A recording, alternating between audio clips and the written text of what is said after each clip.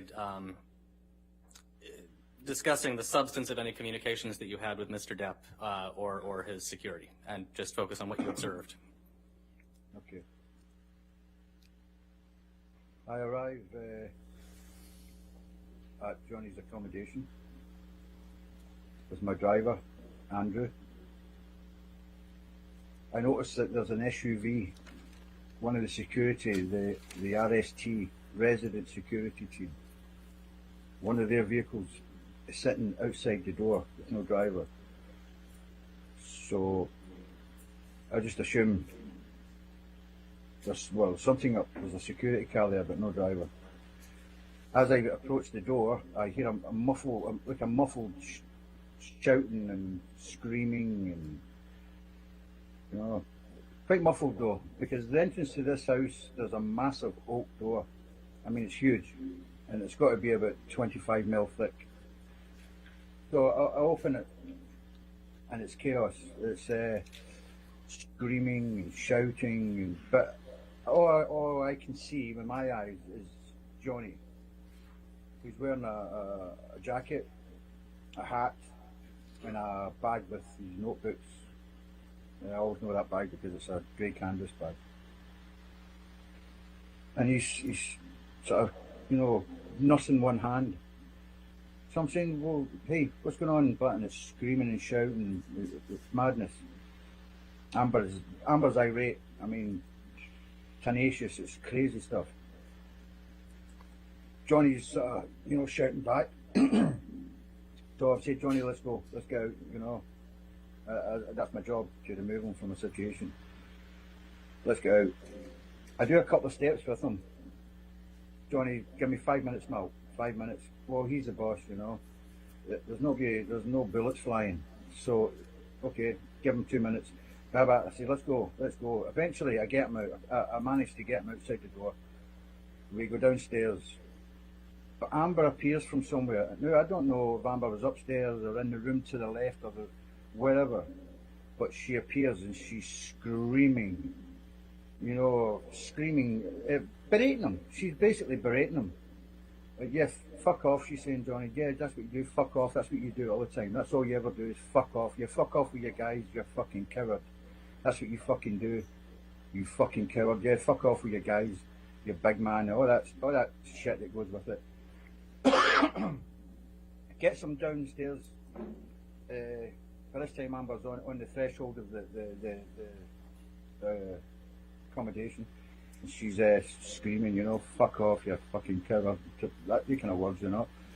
And I get him into the car, and I want to sit in the same. I usually sit in the front seat, shotgun, but I want to sit in the same seat at the back, so I can have a look what's going on here and have a chat and have a talk. But when I get around the car, the driver's not locked the door, so he's out the door again, and he's making his way back up the stairs. I get back round again. By the time I get to the top, there's two concrete stairs to the front door. He's just crossing the threshold, and the screaming starting again. Excuse me. Amber is screaming again. Johnny, let's go. And this time it's a wee bit more force, and I managed to actually basically pull him out of the place. Get him into the car. Doors are locked this time. Into the car, we take off. I got him back to my apartment using, you know, a sort of secret way through the underground car park and service lifts. I get him up to my apartment. Get him into my apartment. Start washing his hand, basic triaging his hand, washing it, first aid. It's a mess. His finger's just a mess. It's like one of them cartoon exploding cigars. I always think in my mind that one of them cigars that blow up. You know, the cartoons boom, and it's so flapping around, and I can see bone. There's bone there. It's smashed to bits, and he's wincing as I'm trying to wash his hand. Anyway, I sit him down and I phoned Debbie the nurse, who's living in the same apartment block as me. So that's my first thing. Phone Debbie.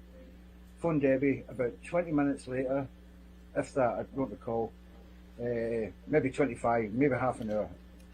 But she turns up with Dr. Kipper. So Dr. Kipper does his thing. Nurse Debbie dresses it all, but Kipper is saying, right, we have to go to the hospital with this. There's no other way. We have to go to the hospital. This has to be seriously looked at. We get to the hospital, and that's when that's when his treatment started, you know. Okay. When you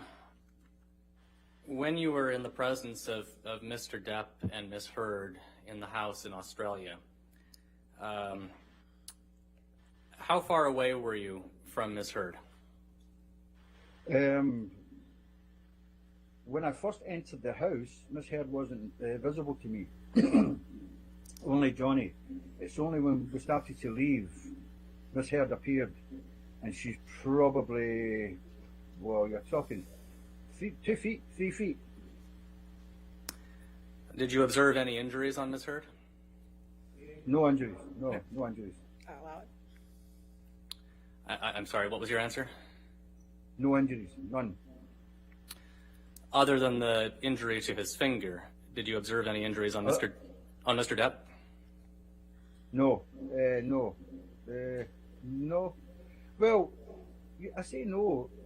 You know, there was a mark in his face, and I didn't know what that was, so I never really put it down too much.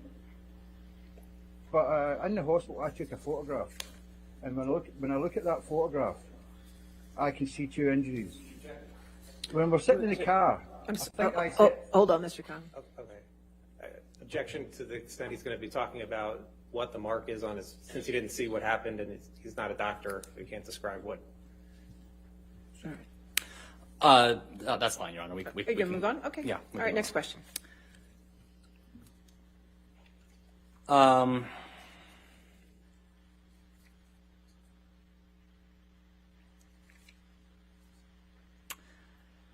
I think you've generally described for us the kinds of things Ms. Heard was saying. How would you describe her overall demeanor when she and Mr. Depp were in each other's presence in the house in Australia? good days and bad days. I'm sorry, I mean on that particular day. On that particular day, I had never seen him in the house on that particular day. The only time I seen Miss Heard and Johnny in that house is when I arrived there to extract them. And how did Miss Heard seem to you when you saw her on that day when you arrived to extract him? Crazy. Fierce, fierce. Okay. What was the last thing Miss Heard said as you were taking Mr. Depp out of the house to go to your apartment and then the hospital? Yeah, the last words I recall hearing as I'm getting Johnny out is, yeah, just fuck off with your guys, you fucking coward like you always do. All right. I have no further questions. All right, cross-examination. Mr. Nadelhoff.